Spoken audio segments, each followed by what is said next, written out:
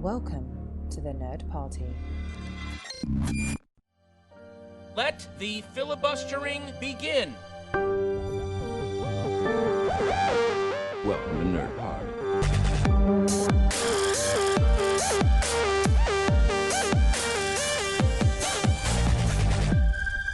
Hello and welcome to Filibuster here on the Nerd Party Network. Dallas, you're back. Welcome back to this podcast. It's good to be back, taking a week off. We're taking a more leisurely pace through 2021. Yeah, exactly. So we're back, and so is the Glasgow Film Festival to kickstart the British Film Festival year. So before we dive into sort of Glasgow, what we're going to maybe sort of do just during this sort of period of limbo is sort of essentially show our homework, what we've been up to sort of in our little 2 weeks between episodes. I like that, a new section, homework. Exactly. So Dallas, what have you been watching this past couple of weeks that's maybe caught your eye? I've watched a lot of TV. That has to be said, a lot of TV. Me and my wife have finished a rewatch of Parks and Recreation. We did The Serpent TV series, which was on the BBC recently. I've watched the first 2 episodes of WandaVision, but I think we can leave discussion of that until you get a free Disney Plus trial, perhaps. And then, a few movies along the way. I've been, I think you are in the same boat as me now, making excellent use of our BAFTA Scotland memberships since they've gone digital. I'm not going to mention any of the films because I'm not sure if we're really allowed to, but we'll get to them in a few episodes' time, I'm sure. And then a few other little films here and there, but probably the film that I would recommend, which is out this week on VOD, is Archive, science fiction film by Gavin Rothery. If the name doesn't ring a bell, you'll be familiar with his work if, like the two of us, you're big fans of Duncan Jones's Moon. He was one of the conceptual artists on it, and I think if you do watch Archive, you'll see just how much of an imprint he made on Moon, just from the terms of the sets, the robots, costume design, company logos and everything. One would say that the plot-wise, it's probably a little bit derivative of other science fiction films that have gone before, like sort of Black Mirror, Ex Machina, that kind of thing. But, if you opened up a computer, essentially, they are all the same on the inside. They've all got the same working bits. It's just about how you package them up. And for me, I thought it was incredibly well crafted, stunning looking film. It maybe takes a little bit long to get going, but I have to say I was actually thrown by the ending and went back and rewatched it again, so it did have a bit of rewatch value. So that it's out on VOD this week, and that's going to be my recommendation. What about yourself? What have you been watching at home? Yeah, I've been watching a lot of TV too. I finally got started after it felt like everyone was recommending it to me. Was Nathan For You? I don't know if you've watched it, Dallas, but I think you would really appreciate the comedy stylings of Nathan Fielder, where it's a play on sort of those reality TV shows where someone comes into a struggling American business and suggests all these wild and crazy ideas about how to kind of solve it and bring it up. And it's incredible. Like, the guy just absolutely runs with it, and he almost reminds me a little bit of you in a way, Dallas, that we know about you with your sort of like, you'll get a great idea and you will run with it, whether it's like an Uncut Gems board game, for example. And like, I get that same feeling from Nathan For You. Like, there's an episode where they're talking about, like, he has, and I'll just give this as an example, like a fire alarm. If you were to export that from America to another place on the planet, you have high import costs. I can't remember exactly the specific reason why, but it's high. Now, if it was a musical instrument, it would be much lower. So he goes through basically a whole concoction to get a fire alarm classed as a musical instrument to get it shipped to Mexico for cheaper costs. And it's just incredible and so creative. And it would be a spoiler to talk about even the journey this fire alarm goes on to get a reduced import cost. I would highly recommend people to check it out. If you're late to me by several years, you'll be kicking yourself wondering, why did I not watch this sooner? It's truly incredible. So yeah, I would highly recommend it. I think it'd be right up your street, and it's like 3 seasons, really quick watches, but so original and innovative. And on the other side of it, Star Trek Picard comes out on DVD and Blu-ray this month, so I finally got to watch that again. So I watched it obviously on Amazon Prime, and but what I really enjoyed was being able to dive into sort of the Blu-ray special features. I think if you're like me, that you still like to kind of collect films, it's always a highlight when you see a nice documentary or a making of or audio commentary. But what made this release stand out was something it'll be interesting to see how it unfolds over the kind of coming year, is that the first episode, the pilot, was they recorded a Zoom audio commentary, and you just sort of see them watching the episode in their little boxes, sort of in the comfort of their living rooms, homes, studies, etc. I just thought that was a really interesting kind of way to sort of, it captures in a moment in time how crazy the film industry is, but they were still determined to bring us a product, which I think is something to be commended.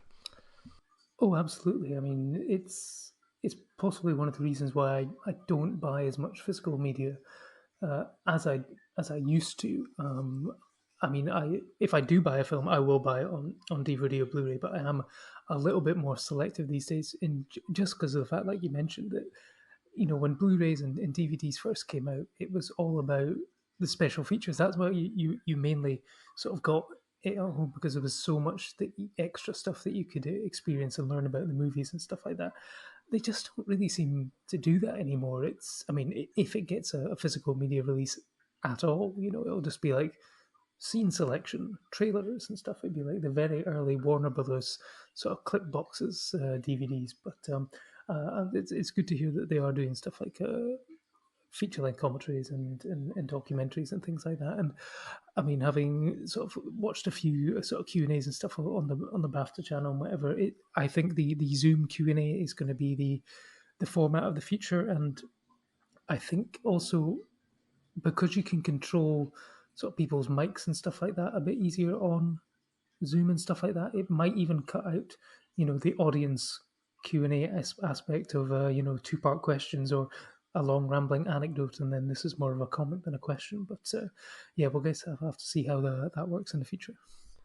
I saw Robbie Collin was saying that he thinks it's actually now the better format is doing the sort of press meetings, etc., all over Zoom and so on, in little press conferences. And yeah, we've seen it for ourselves. We've had so many more opportunities to interview amazing kind of people. I mean, we have an interview dropping in a kind of couple weeks on the A24 project with Augustine Fazell, who directed the pilot of Euphoria. She starred in A Ghost Story, Never Going Back, and Krisha.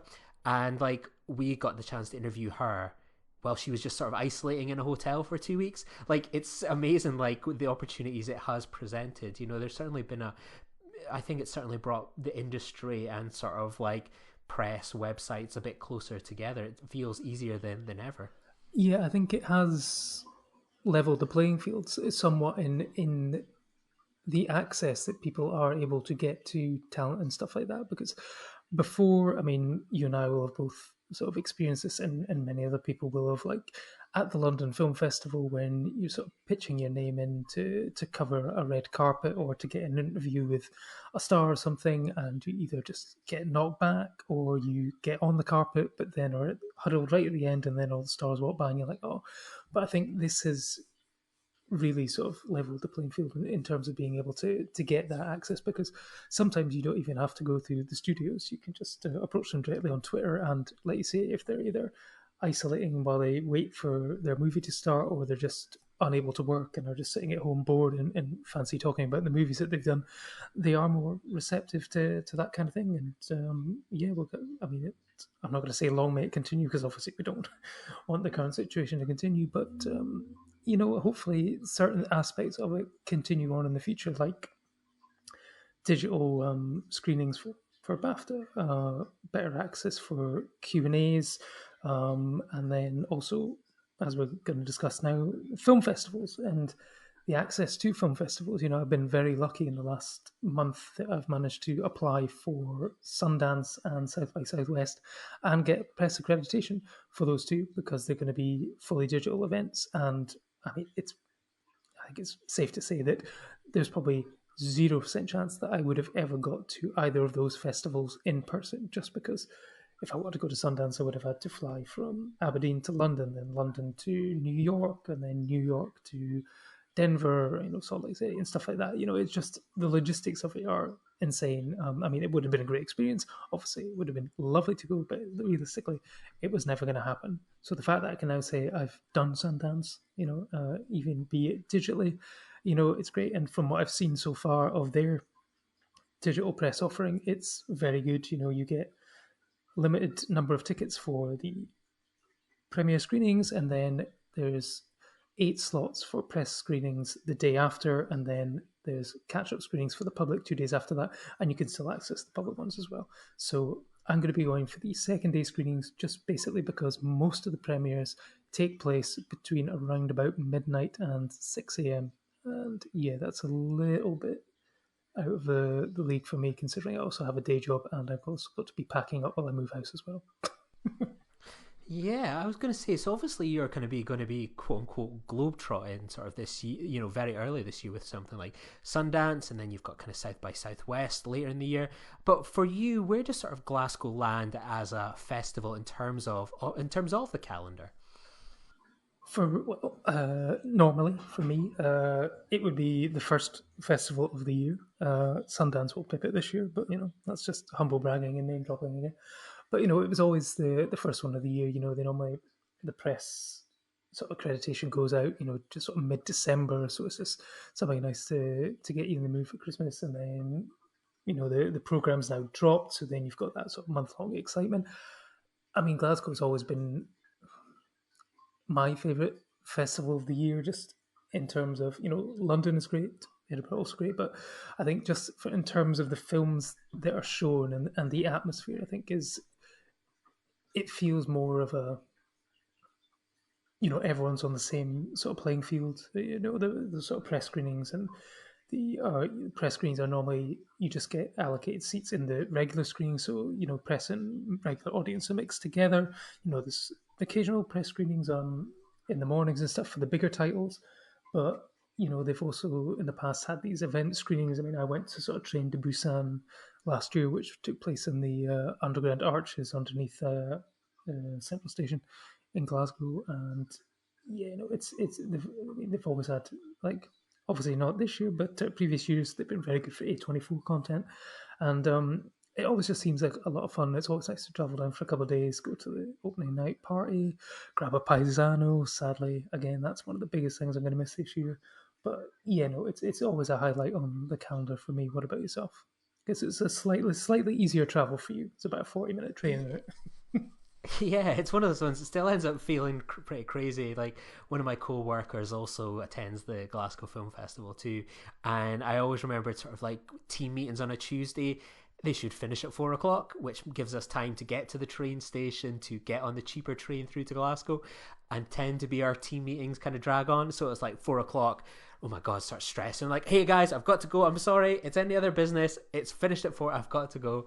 So it's going to be nice this year to have, be able to kind of watch it from home, because, well, really, obviously, things aren't good at the moment, obviously, in the UK, and I've got time off left to use. So I'm planning to just sort of just enjoy a kind of couple of days, just relax at home watching the Glasgow Film Festival. But it's always a good way to start the year. I mean, January is always a bit of a drag, but then you get sort of the announcements, you get the planning, you get right, this is what I want to see, this is who I hope I would get to interview, I'm looking forward to catching up with these friends, sitting down with the Bisano, as a friend of the show Waste likes to call it, all those sorts of things. I was talking with someone the other day of, like, I love film festivals, but I also love the social aspect of it, seeing my friends, the buzz of, like, at watching a film, and when you look at each other and you go, wow, that was good, or also the moment of, like, that was pretty rubbish, and then the person behind you is like raving about it. It's just those elements that you just tend to love, and I'm glad that we've still got something in a pretty full calendar to enjoy over a couple of weeks. It's content is still coming through, especially from Netflix, a movie a week for a year, but there's something about Glasgow where they've got a really good mix of films and programs, so I'm excited to dive in. It's just a shame we're not going to get what they do so well, is these innovative events, whether it's the thing in a ski centre, or Dawn of the Dead, or whatever it is, in like shopping centres, etc. We'll have to just make do with this year, but I'm hopeful for next year.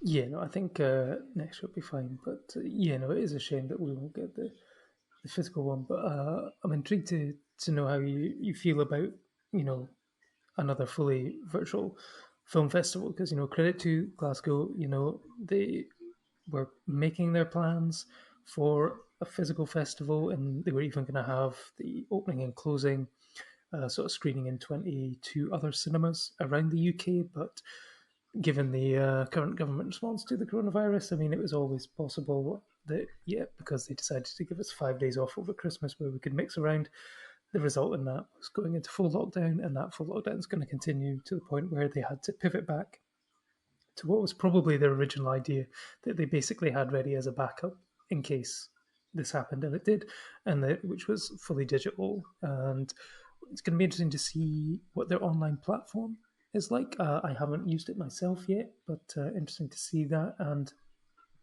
interested to get your thoughts on what it'll be like diving into another film festival, because I know that you didn't really enjoy London that much in terms of, I don't know, was it the fact that the screenings were at certain times? I mean, we don't have confirmation yet of how the Glasgow one's going to work, but certain other ones, I think people raved about Toronto, which had like a 72-hour window. Sundance apparently is going to have essentially a 24-hour window where you can watch the film over a course of a day. You don't have to be logged in at a very specific time and then miss out if you happen to be working or something like that. How are you feeling about the fully digital side of it? I think Glasgow, if I'm reading between the lines, like when I kind of looked at the program, you would see every movie that was at the festival would have this 3 day window. So you looked at something that could be running from the 5th to the 8th or the 27th to the 1st. And I think there's going to be that window. And I think that makes it all the more enjoyable. I think with London, I was like, I want to be enjoying this film, but not at 2 o'clock in the afternoon when I'd like to maybe be going out and getting some fresh air, going for a run. I want to be able to, in the kind of cold, dark evenings, just dim the lights, watch something with maybe a glass of wine or something like that. Just try and make it a comfortable, enjoyable experience, and have work during the day, but have a fun film festival perhaps at night. And I think that's going to make it all the more enjoyable, and you won't have to worry or be anxious about, like, what happens if I hit pause to go to the bathroom, or the Amazon guy comes and then I've missed my window. It's all these sort of silly things that just, they feel unnecessary. And when you heard about how kind of New York and Toronto worked, that sounded the best of both worlds, whereas London just seemed annoyingly limiting. So that seems to, I've got that hope for going into Glasgow. But in terms of setting up a kind of remote festival and sort of the planning that's been kind of going on the past year, I know you got to speak with him last year for the podcast, but this year I got to speak with Allan Hunter, the Glasgow Film Festival co-director, about what's gone into creating this festival the past year and all the obstacles they've had to overcome. So here's Allan. For many of us, Glasgow was the last festival that many of us went to sort of before COVID kicked in. How has your kind of planning evolved sort of over the past 10 months in preparing for 2021? It's been fluid, shall we say. I think we always worked. I mean, the ideal was that it would have been the first festival that you came back to, having been the last festival that you attended. But we always kind of planned sort of realistically, of thinking, in an ideal world, we'll be back in cinemas and we'll be showing films on big screens and all that kind of stuff. But we also have to be aware, particularly during the year, as you saw, Cannes not really happening, Toronto going online and things like that, that you need to have a plan B, and you needed to have an online plan as well. So because of all that, it was possible to just pivot to online as circumstances changed, shall we say. It's only been now sort of a few weeks since the decision was kind of officially made to go kind of virtual this year. You touched on a plan B. How many kind of different versions of the festival has there been sort of over the past 10 months? A number. It was strange because it's more to do with the uncertainty for distributors and sales agents, the uncertainty of whether we're in cinemas or not. But in terms of finding the films that you want to show and programming and curating and stuff like that doesn't really change. I mean, it's more logistics and numbers and what we can afford to do and things like that. So It was a constantly evolving work.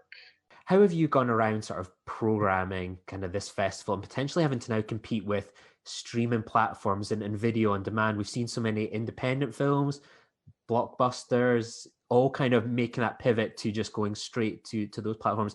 How do you kind of compete to go come to us first, give us the opportunity before maybe your next step? We've kind of stuck with what we felt were the festival's strengths. So the program's always been kind of, we know the responses that people quite like the eclectic nature of it, that it is possible to see, for instance, this year, Kevin MacDonald's The Mauritanian with Tahar Ramin and Jodie Foster, and at the same time that we're showing the latest from Frederick Wiseman, which is a 4.5-hour documentary on the workings of Boston and its city government. So we didn't sort of diverge from that. And also, I think virtually everything in the festival, there's a couple of exceptions, are UK premieres. So this is a first chance if you want to see this kind of broad feast of international cinema. So yeah, we just kind of stuck to what we do best, of having that range of, there's still some Fright Fest films in there, there's some brilliant documentaries, some first features, and it didn't change that much, except you probably sat at home watching more films this year than actually physically going to festivals, because some festivals still existed online, so you could see a lot of films at Toronto or other places. So yeah, that kind of element of it stayed the same, except you could be in your jammies rather than dressed up. How have kind of distributors been about sort of bringing films to kind of festivals? So much of the discourse has been about streaming platforms, whether it's something like HBO Max or Netflix.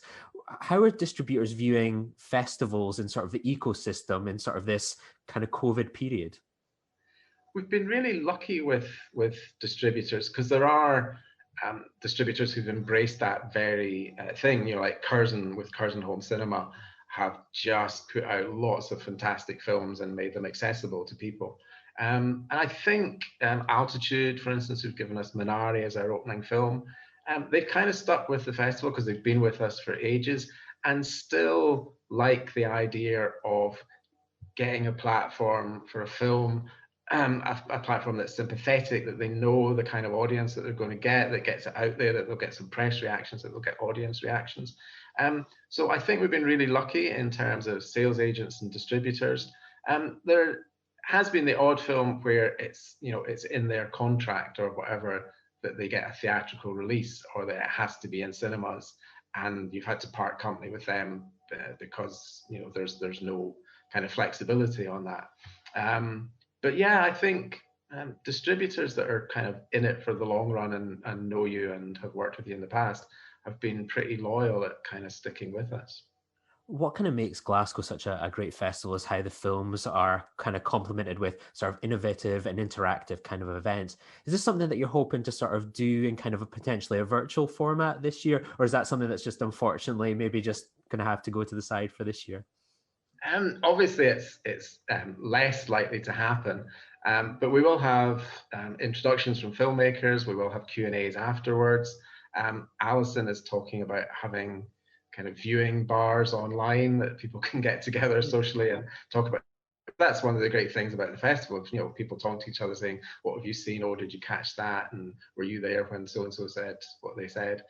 So there will be some elements of that, but yeah, you're right. Obviously, it can't be as sociable and interactive as it kind of normally is. One thing that had me real excited, and it's just a shame it's obviously not kind of come together, was the fact that Glasgow Film Festival was going to go international, well, sort of national. We saw it sort of with London Film Festival, that there was a couple of places in the country that got access to these films, but the hope was to sort of see Glasgow Film Festival in Edinburgh, Aberdeen, Manchester, etc. How important is it for you that Glasgow has that sort of social responsibility towards sort of fellow independent cinemas to help kind of raise them up in this time of need? Obviously, it's not able to happen this time, but how important is that support for the independent cinema out with just the films for you? I mean, that was one of the kind of exciting things that was set to happen this year. I think there was 23 venues up and down the country that were all going to come on board and kind of co-host some of the premiere screenings with us. That can't happen, but it doesn't mean that it won't happen somewhere perhaps down the line or even later in the year. And again, it was very heartening how quickly and readily venues came on board for that. And I think there's a sense, as you said, people did that with some of the London Film Festival titles. There's a sense of great kind of solidarity amongst these venues and thinking, we are all in this together. And a lot of kind of working together and people just being really kind of sympathetic and supportive. And so all those ties have kind of strengthened throughout the whole of the past year. And I think there's a sense from lots of places, a watershed or up in Inverness, even Court or whatever. What can we do together that helps us all kind of get through this and still communicate with our audience and bring new films to people and stuff like that. So it's that thing before of sort of saying, looking for opportunities in all these challenges rather than shutting down and not having toys to play with anymore, kind of thing. And kind of finally, on a positive note, what do you hope sort of festivals do take away from sort of the move to going virtual? Because whilst people, as I say, they prefer to be there in the flesh, there's been a lot of positivity about those that couldn't physically make these kind of festivals attending, more opportunities for diverse people and websites to get in kind of involved with these things and press. What do you hope sort of people will take away when they plan, Glasgow Film Festival 2022? What do you think would be a positive to take away from this year's platform into next year? I think one of the positives that we can take away is just being even more aware of how you reach audiences, how you get films out to audiences, and that maybe in the future it'd be wonderful to be back at the GFT, to be back in venues to do some of the things we've done before of site-specific things that just make it a whole big spectacular experience. But at the same time, I think we just need to be aware of how we reach audiences, how we get to people that we can't sort of take for granted that they've got access to the festival. And so some of the things that have had to happen this year because of the pandemic might well be things that lead to changes in how we do things in the future, and just keeping those kind of communications open and accessibility open. Well, thank you very much. It's been an absolute pleasure, and I'm looking forward to seeing your introductions in the flesh next year. So good luck with the festival. I'm really looking forward to it. Take care, Allan. Great. Thank you very much. So thanks very much to Allan for joining us once again. So yeah, before we sort of dive into kind of our top 3 recommendations of the film festival, we obviously love to do kind of lists and recommendations here on the podcast. But Dallas, I want to hear what your sort of process was for whittling down this sort of huge program to just 3 picks. Obviously, the program contains 6 world premieres, 2 European premieres, and 49 UK premieres to choose from. So how did you get down to 3? How did I get down to 3? Well, I mean, I found it slightly easier this year by the fact that I didn't have a physical program in front of me, because normally I'd take the time, go through, read every single description word for word, and then get my highlighter out, figure out what I wanted to see and stuff like that. With this one, it was trickier to do because I was basically having to click on individual films and kind of read through. So I kind of basically went by a lot of what was in the initial press release and stuff like that. Now, there's certain films which, we may have already seen, and therefore I didn't, or then it was like, do I recommend that? I mean, I've already seen it, but, do I feel passionately enough that I think other people should see it, or should I pick something that, I'm also looking forward to in terms of I haven't seen yet and I'm very interested to see it.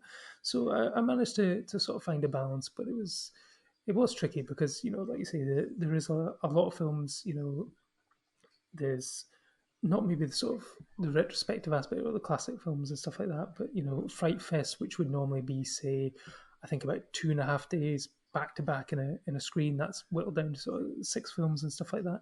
So, I mean, unfortunately, there's nothing that sort of popped out while reading that was on the level of sort of Tammy and the T-Rex of last year. But I think I've got a broad spectrum of things which I'm very happy to recommend and also excited to see, I think.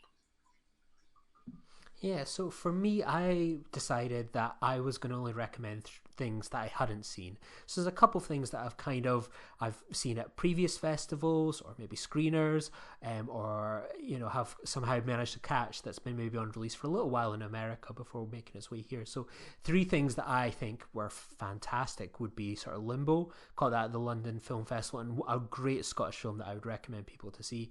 Minari, which is the opening film of the festival. I absolutely loved Minari. I think it's going to go down a huge success, and I think there's going to be Oscar success on the horizon for it. And Dissident, which I've been raving about to people in my top list of the films of the year, all about the murder of that Washington Post journalist. And it plays out like an incredibly tense thriller. I've not seen a documentary produced quite like this in a long time. Would really, really recommend people to check that one out. So those were off the cards, and I just strictly went with what am I looking forward to seeing. Again, I miss having that, the guide in front of me that I can go through with pens, sort of read it like a book, go, oh, I want to see that, and make short lists, etc. So I've been making use of the website and so on, but it's no substitute for the real thing. So Dallas, what did you pick as your third film that you'd recommend people to check out? What's at number 3? I see what you're doing, that. I see what you're doing by justifying the reason why you're doing something, but then listing 3 other films, so essentially still being able to recommend them. I see what you're doing. Yeah, exactly. I'm canny like that. Yeah. I mean, Minari was, it's a fantastic film, but it's the kind of thing which it doesn't need any help from us. People are really excited to see this, so it was never going to be on my list because people already know about it. It's about finding the smaller films which deserve to find an audience, and just hopefully people do see it. I think a lot of criticism came in for the London Film Festival last year for basically not announcing the press screening lineup before public tickets went on sale. Tickets are already on sale for Glasgow, but hopefully with at least 4 days advanced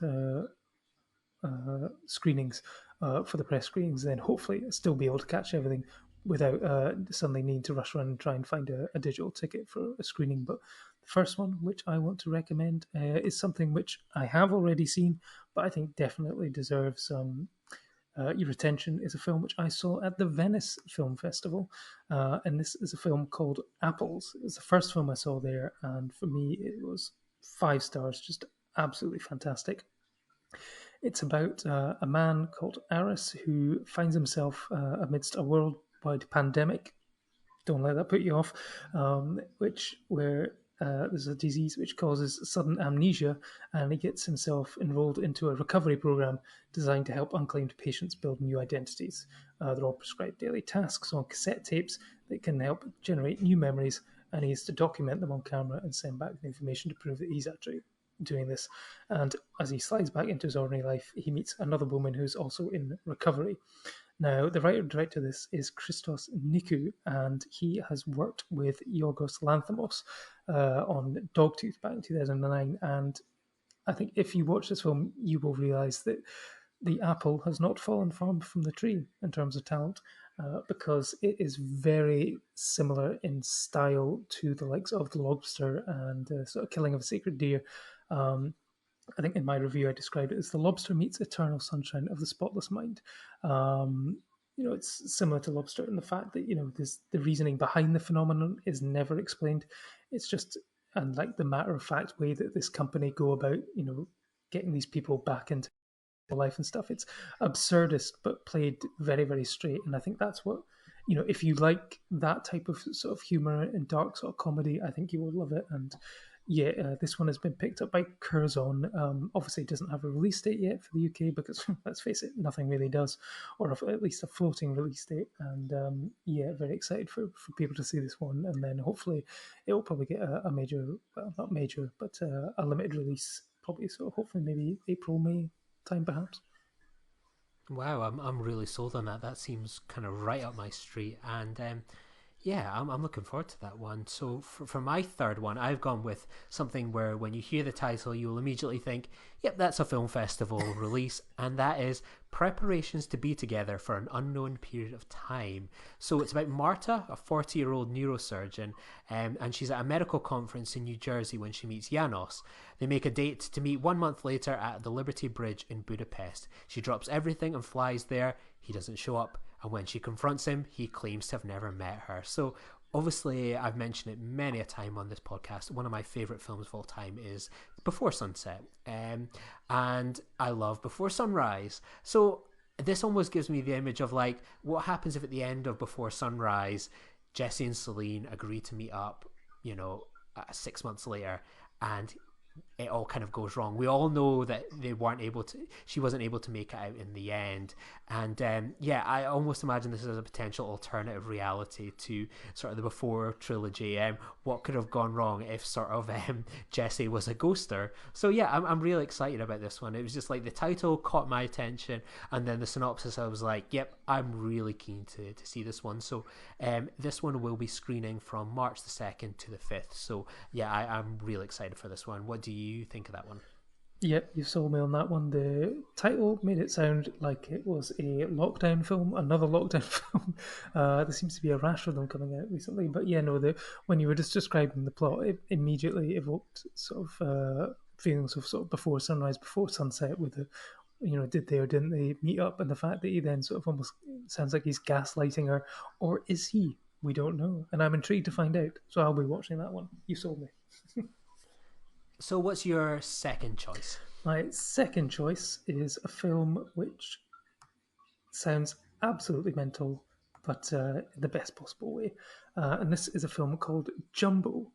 It is written and directed by Zoe Buttock. It's a French film and stars Naomi Merlant, which people will hopefully remember from the fantastic film Portrait of a Lady on Fire. She was the lady that did the portraits. And this is about Jeanne, a shy young woman who works in an amusement park. Fascinated with carousels, she still lives with her mother. That's when Jeanne meets Jumbo, the park's new flagship attraction. Now, reading that made it sound like there was an elephant in the theme park and she falls in love with taking care of an elephant. I then watched the trailer. There is no elephant. Jumbo is indeed a fairground ride, a carousel. She falls in love with a machine. Now, this is one of those sort of... The trailer makes it look bizarre, but also sort of fantastical. She's got one of those haircuts which is sort of Amelie-esque, so I think it's sort of like going to be really interesting to see how the tone of this plays, whether it leans into more sort of a absurdist comedy, more sort of fantastical romance. It shows her sort of having problems at home, fitting in with the other workers and, the boy that she likes and stuff like that. So it's really about probably her finding herself through her relationship with a machine. But yeah, sounds bonkers, but that's what Glasgow do. They have bonkers films, and more often not, they do pay off. So I'm excited for this one. That just missed out on my cut. So Dallas thought there might be one film could be kind of overlap on our list. So far we've not avoided one, but that was very close. I love that kind of bizarre kind of film and so on. So yeah, I'm really, that's one I'm very excited for, and I can't wait to see what they do. Yep. So what have you got for your second spot? So I've gone with Asian sort of movie, and that is Da Capo. So it's about a struggling musician who sort of returns to his hometown and reconnects with his former bandmates who teaches at sort of a music school, and he's sort of lending an ear to sort of help coach a rock band of her pupils compete in sort of a local music contest, and he sort of rediscovers his passion for music, and an opportunity arises that may finally be his big break, but that may mean saying goodbye to the ones that have truly helped him. So I was kind of browsing sort of the list, and what I saw that stood out was like, for fans of Sing Street and School of Rock. Like, I like School of Rock, but I love Sing Street, and I always seem to enjoy movies about musicians and performers. I look back at some of my favourite films of the past few years, sort of Hearts Beat Loud, Vox Lux, Sing Street. So I'm really excited to sort of see a non-Western take on a story like this, and yeah, I think it will be one that will kind of bring me a bit of smile and cheer amongst all the sort of heavy hitters of the film festival. So that one's going to be screening from the 27th to March the 2nd. So yeah, there'll be plenty of time to maybe have a good time with this band. Yeah, no. So again, you're hitting all the right marks for these recommendations. Mention stuff like Sing Street and stuff. Sing Street is probably one of the most, I'm not going to say underrated films because everyone who I know has seen it raves about it, but underseen films of the last few years. So I'm not sure if it is on a streaming service just now, but do check it out if it is. But yeah, no, I'm going to add another one to my list. I'm moving house, unfortunately, during the first weekend of press screenings, so I might be limited in what I'm able to do, especially if I don't have any Wi-Fi. But I will try and catch it if I can. So what's your number one big hitter? This is the moment we find out if we synced up in the end on our number ones or if we've got two wildly different tastes here. I think we've probably just avoided it because you said that you weren't going to recommend anything you've already seen, and I think you may have already seen this. This is a film which is already out in America, but it was shot to top of my list when I saw that it was on the Glasgow Film Festival programme, and basically as if I need another reason, the number one reason for this was the fact it stars Aubrey Plaza, and that is Black Bear. This is written and directed by Lawrence Michael Levine, and it's a film about a filmmaker who goes to a cabin to stay in a cabin with a couple to get away and sort of create with an idea for a new film. But the relationship between everyone is very blurred. The boundaries are very odd. I believe it sort of takes place in sort of two parts, where the first part is them all meeting, and then the second part is like a film based on that, but everyone is playing different roles and stuff. The trailer made it look very sort of trippy, and you're not really sure exactly what's going on. And it's got Sarah Gadon, Christopher Abbott as well, who I wasn't a fan of, but I think it was probably more of his character in Girls than anything else. But he's done great work in the likes of It Comes at Night. James White is a new film coming out soon called The World to Come, and yeah, he's in this as well. So it's the cast, the plot, the trailer, but yeah, especially after seeing Happiest Season and how she stole that film from everyone else in about 5 minutes. So yeah, Aubrey Plaza, especially because I did a Parks and Rec rewatch as well. So yeah, that's the top of my list. I was so close to picking this one. And also on top of that, I nearly bought it a couple weeks ago on Amazon, iTunes USA for like a paltry £5. It was a weekend deal, but somehow I just never got round to it. Or I just didn't have enough credit on my account at the time, and couldn't be bothered topping up. So yeah, I'm really looking forward to watching this one at the film festival. A great choice, and it's definitely not going to be my number one because I think I might be, I read a few lists that were out there when sort of the launch came along to see what people were excited for, and I didn't see much mention of this film, and I've gone with City Hall, a 4-hour documentary all about the workings of Boston's city government, and it is described as a love letter to civic responsibility and democratic values. So coming at a perfect time. Yeah, the documentary sort of immerses itself in sort of the life of the city, from the change in seasons to the kind of locations that stretch from an animal shelter all the way to sort of a Red Sox victory parade and sort of a police station briefing room, and sort of about the kind of life of the mayor, Marty Walsh. So yeah, this is like, when I kind of saw the list, like I kind of had a quick skim read, like, oh, is this film there? Is this film there? And then I just saw like 4-hour documentary, and I was like, okay, well, that's more manageable than last year where it had Mark Cousins' 14 hours, women in film. So this is why I'm really glad I've got a bit of time off, because I'm just excited for this. I've been to Boston a couple of times. It's a lovely city. It feels very British in quite a lot of positive ways. So yeah, this is the type of thing I really enjoy. And if you've just finished Parks and Recreation, what better way to fill the gap within sort of a small town government and stuff like that. So yeah, I'm looking forward to just spending the time with this, and that's why I'm so hopeful that there's going to be a nice window to watch these films where I can watch a 4-hour documentary, maybe in like 2 parts or something like that, either side of dinner and a fresh air walk. So yeah, I'm looking forward to City Hall. It's become one of my anticipated films of the year. Yeah. Boston, small town government. Okay, but yeah, no, this was definitely in my top 5.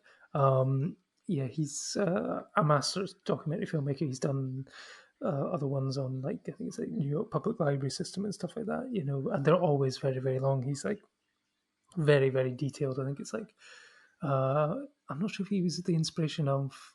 He sounds like he might have been one of the inspirations behind the characters in Noah Baumbach's While They're Young. With all the documentary filmmaking and never being able to finish it and stuff like that. But this is one which I was very much looking forward to. Like I say, the Parks and Rec angles also sort of got me in for that. And I have to say, this is probably the film which more than any other benefits from the fact it is now a digital film festival. If, of course, with the public screenings, you are able to pause or not.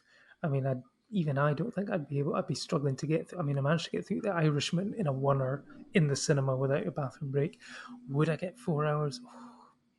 I would have to avoid all my Tim Hortons and my large Pepsis and all that, I think, in order to do it. But I think, yes, the ability to watch it over 72 hours at home is probably very beneficial. You'll just need to try and find someone who's maybe broken it down into sort of parts, where to pause it at. I think someone did that with The Irishman. It's like if you paused it here, you could almost have like a mini series. If someone's done that, you can maybe look online for that so you know when to pause it to take your breaks.